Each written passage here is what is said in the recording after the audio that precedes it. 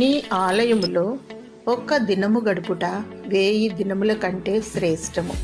కీర్తనలు 84:10.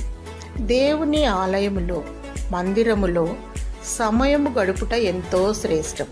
ఎందుకనగా సృష్టికర్త అయిన జీవము గల దేవుని కలుసుకునే అనుభూతి, దేవునితో గడిపే క్షణాలు ఎంతో మధురమైనవి.